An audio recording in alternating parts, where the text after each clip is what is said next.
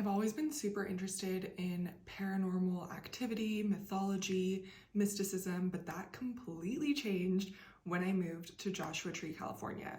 When I moved here, I was well aware that there was a myth of a Bigfoot called Yucca Man that would terrorize the local military population that was out here, as well as just locals that are out here hiking and things like that. There's so many stories about Yucca Man. There's even trail cam footage of this being. And so I was very well aware of this, and I knew all of this before I moved out here just because I was so passionate about mythology and paranormal stories and things like that. So when I moved out here, I knew that I was going to be spending a lot of time just out alone in the desert, and my worst possible fear was possibly being eaten by this Yucca Man. And whether I believed in it or not, I wasn't really sure, but I just did not want to find out. So based on all of the mysticism knowledge that I have, something that you do in order to create protection for yourself when you're going out alone, off-grid, into desert areas or forests or things like that, is you want to bring an offering. So I always made sure to bring an offering with me, and I would say a prayer and I would ask for protection, and I would say, Yucca Man, if you're out there, I know I possibly sound crazy to people right now, but if you can hear me, if you're out there, I do not come in harm. I come in peace. I want no conflict with you or anything like that. And I would say this prayer before every single hike, and I would spend so much time hiking and meditating and exploring caves and rock climbing and just being out in nature, away from cell service, completely off grid, completely off trail, and things like that. And over time, I probably clocked like thousands and thousands of hours doing this, saying a prayer before every single time I would go out into where, of course, a little paranormal activity to get us started. Every time before I would go out into this place that I knew there was heightened possible paranormal activity or mythological stories, I would make sure to say this prayer. So I was saying this prayer a lot, and I was doing a lot of offerings because I wanted to make sure that I was super protected out there from anything, just in case. And what happened was something that I would honestly never ever expect. I had no idea that by giving this offering and sharing this prayer, I was creating some sort of relationship with the Yucca Man. And eventually, one day, I was on a hike and I came across the Yucca Man. And it wasn't like coming across a wild animal. He wasn't startled at all. He unveiled himself for me. I quickly realized that these are interdimensional beings that don't want to be seen by people, but he was very much wanting for me to see him. And when I felt him, like, you can kind of feel the energy of, let's say, a wild animal or something like that. It didn't feel like a wild animal. It felt like a human being. I felt like I was encountering a long lost friend. I didn't feel fear or anything like that. And the way that he looked was, he was very, very big, or he is very, very big. Of course, this is why they're called Bigfoot. And he had red hair. So I could see that he was related to the other Bigfoot that I had seen in videos or heard about and things like that, just because I was interested in paranormal research. But it was almost as if this black-haired Bigfoot had spent so much time in the desert that he had brown or reddish or even like blonde highlighted hair, which happens when you spend a lot of time in the sun and your hair is getting bleached over time.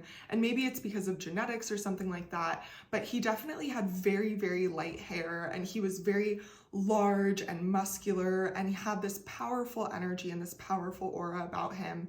And he and I began to walk together.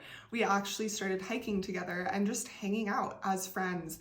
And at first, I would start to be freaked out because I was like, oh my God, I'm literally with a Bigfoot creature. Like, should I take my phone? Like, I was so startled, just the way that anyone would be startled, but something in me knew exactly what to do. And every time I would feel like startled or scared of him, he would kind of back away from me, give me my space and be like, yeah, like I mean no harm to you. And we were able to spend time together, and it was so, so cool. As we were spending this time together, I actually heard another hiker approaching on the trail, and I looked to Bigfoot and I was like, oh my gosh, they're gonna see you. Like, what is gonna happen? And this person came and approached Bigfoot, wasn't startled or scared. My energy was crazy because I was like, oh my gosh, what's gonna happen if this other hiker approaches me and Bigfoot together? Like, this is the craziest experience of my life. My heart was pounding out of my chest. And this hiker came and approached us and didn't notice Bigfoot. Bigfoot was completely calm and completely stoic. I could see him very clearly, but this other hiker could not see him for whatever reason. And I say this because I was completely sober. I'm someone who's done so much work to activate my third eye and be able to see the unseen, if there is an unseen to be seen. And it was very fascinating to realize, here I'm standing, there's an interdimensional being, there's another human being, and this human being does not see the interdimensional being. And I don't know if he veiled himself in that moment or what exactly it was, because I don't often see him. I can feel him quite often, but I don't see him visually very often. This was pretty much one of the only experiences that I ever had with him physically. And I've heard about this. I've heard that interdimensional beings rarely bring themselves into this realm and actually materialize in the 3D realm because they live in higher dimensions and higher realms. So it takes a lot of energy, and it's really hard for them to materialize in this 3D realm. And I'm so grateful that I got this experience to actually see this being and see this creature. I got to spend so much time with him. I didn't know how much time I was going to be able to spend with him, but in that time, I wanted to make the most of the time and ask him as many questions as I possibly could.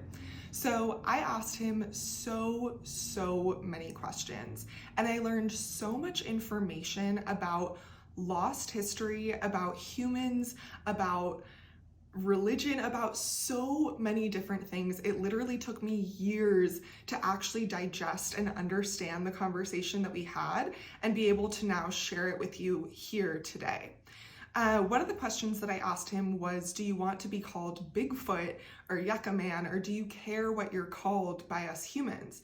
And he told me that he does not care at all. He's often called Bigfoot because his feet are so big, so it leaves a very big footprint when he does travel down into this 3D reality, but he often doesn't live in this 3D reality. He showed me the caves that he lived in, and he also showed me a lot of areas that were actually ancient ruins, areas that I had been hiking by without even realizing that that rock pile was a pile of ancient ruins.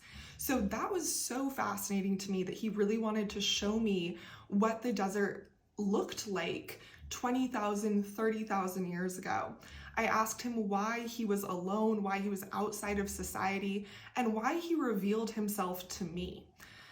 The reason he told me that he revealed himself to me is because I have no intention or interest in capturing him in any way. He said I had no interest in capturing him on film, in capturing him in a cage, in capturing him in any capacity. I wanted him to be fully and completely free, and he wanted me to be fully and completely free. I wanted to have a peaceful relationship with him, and he also wanted to have a peaceful relationship with me and also with other people.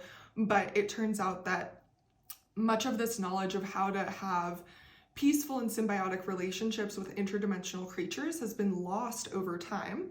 And many people don't know how to give an offering or how to have that peaceful relationship. And so imagine if you stumble upon an interdimensional being while they're in the middle of a ceremony or something like that. This being is going to be very angry, and they're not going to want you there. You've interrupted their space, you've interrupted their ceremony. But imagine if you went into that space and said a prayer that you mean no harm, right? I think that when we do this, we can kind of open doorways to connect with these beings, but that's just my own philosophy and my own opinions. Back to the things that Bigfoot was sharing. So he really doesn't want to be captured, and he explained to me that he's been captured a lot by humans, and humans are very interested in capturing him on film and having this conversation about whether or not he is real. But the conversation that Bigfoot wants to have is a completely different vibration, a completely different frequency. He talks about very, very deep philosophical topics, and he thinks in a way that is so different from humans because he doesn't have the egotistical part of the brain. So he has no interest in getting a job and getting money and having a car or having any sort of status in our society. He doesn't want to be a part of our society. He feels deep down very comfortable alone in nature. He doesn't have as much of a herd instinct as humans have, so he doesn't even feel lonely. He can live for much, much longer than humans, and he's actually extremely intelligent in so many ways. Humans are also very intelligent in so many ways, and he wanted to share a lot of that information with me, and how humans, Bigfoot, for example, has never been put in schools. He was never conditioned to believe that he was not powerful or not this multidimensional, incredible, magical being, but humans were. And so one of the reasons that Bigfoot wanted to connect with me is to share that message with me, to help me help us remember that we are also multidimensional, powerful beings. And the realms that Bigfoot lives in on this planet are definitely higher realms, and he does have access to even higher realms beyond this planet, the realms that spirit guides and ascended masters live in. However, he lives in, it was kind of shown to me as sort of like a fog that is over this earth where interdimensional beings live. And we often don't see, this is like the veil of the unseen world that we really don't see very often. And they don't reveal themselves to us very often. Typically, the way that we would see or experience beings in this unseen world is through what we experienced earlier, right? Something falling off of my desk or something happening in a cabinet or something like that. I'm getting chills as I'm expressing this. But ultimately, not all interdimensional beings are good. Not all interdimensional beings are bad.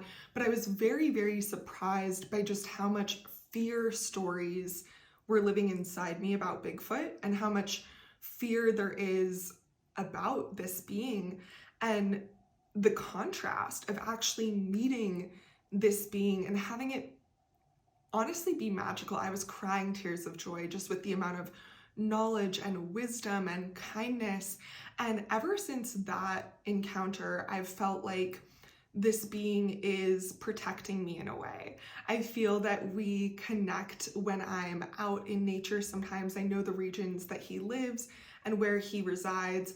I don't often go to that area, but I would say about 20-25% of the time I go to that area and visit with him, and we get to have these really deep philosophical conversations about what it means to be a human being and how to live from the heart, and the history that he is so willing to share with me that so many of us have lost. This history was once oral history. We can see a bit of this oral history if you ever do research on the Lovelock Caves of Nevada.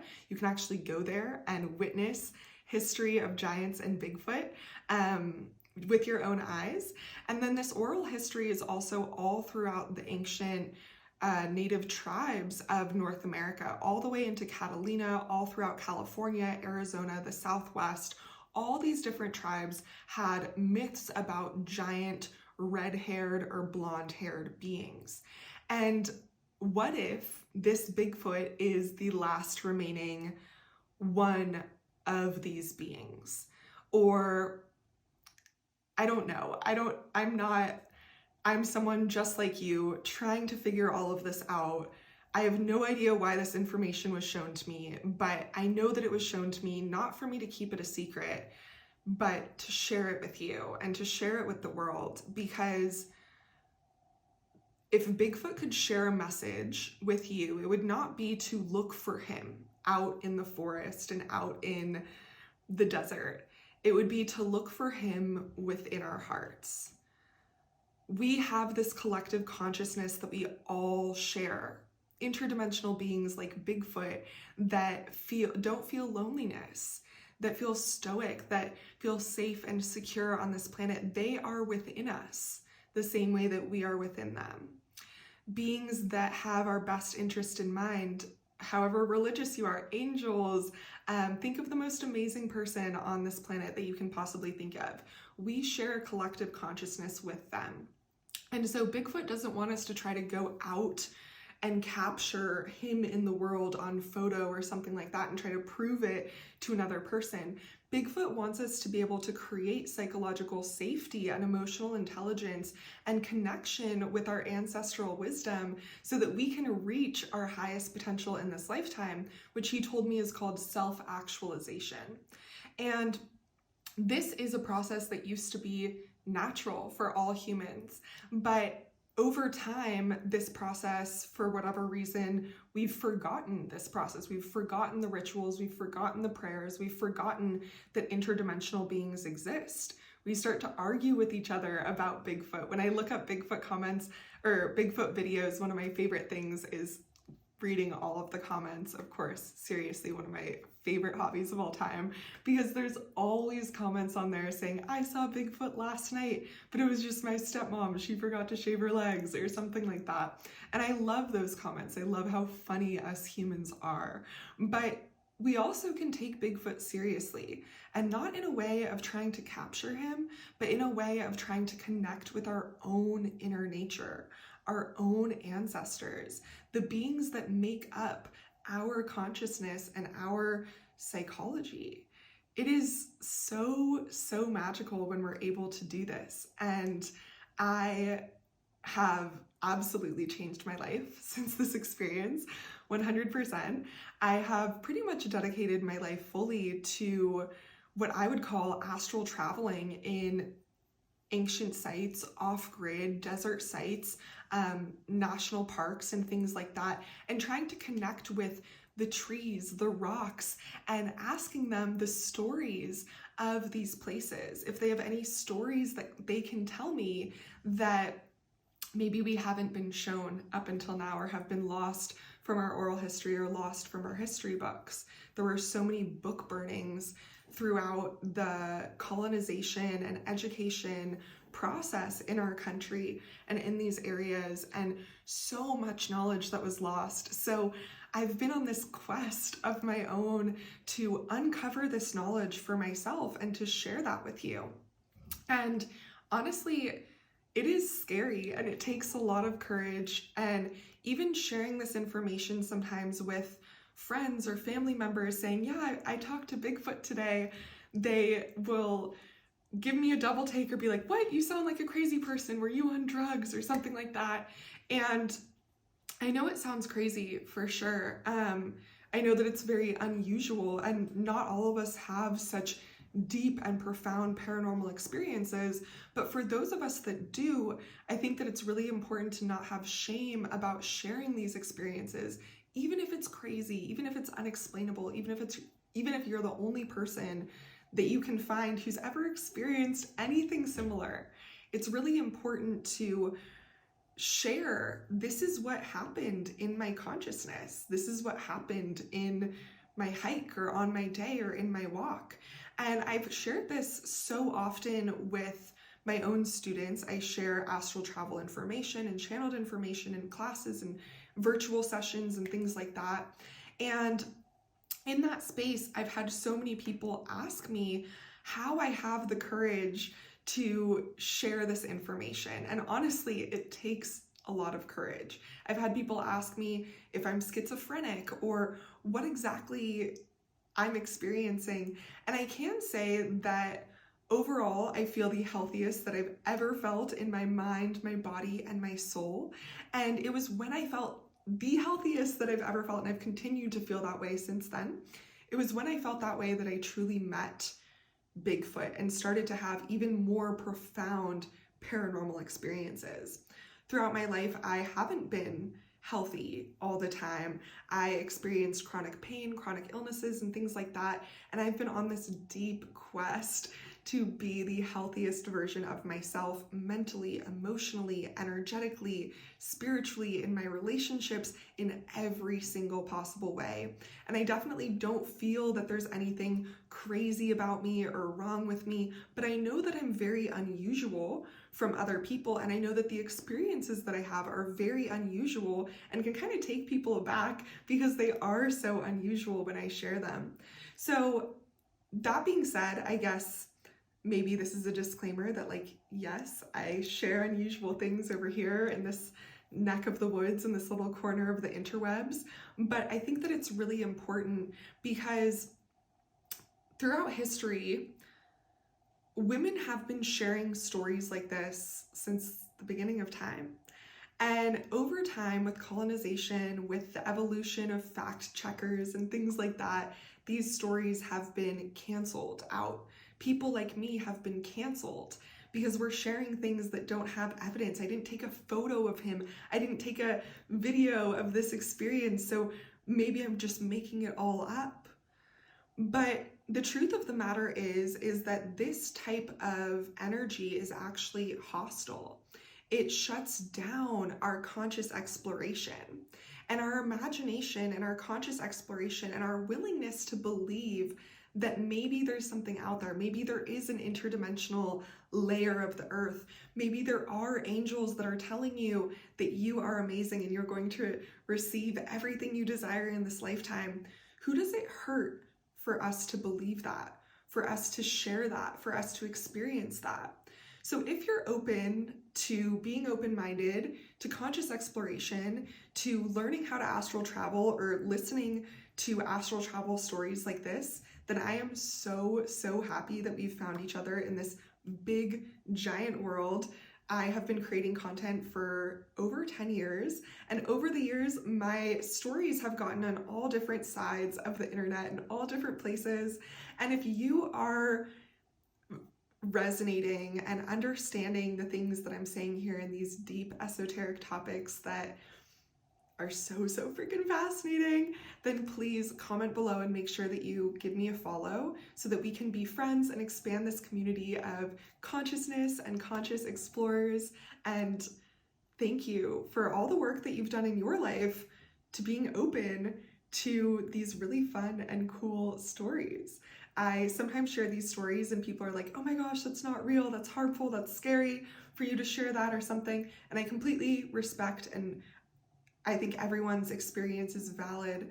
But if you do enjoy this type of knowledge and these types of stories, make sure that we can stay connected in every possible way, because I'm just hoping that this community of conscious explorers can grow and that we can talk about the different conscious and paranormal experiences that we have. I want to hear about yours, and I have so many more to come. So thank you for staying with me all this time, and I'll see you guys in our next story.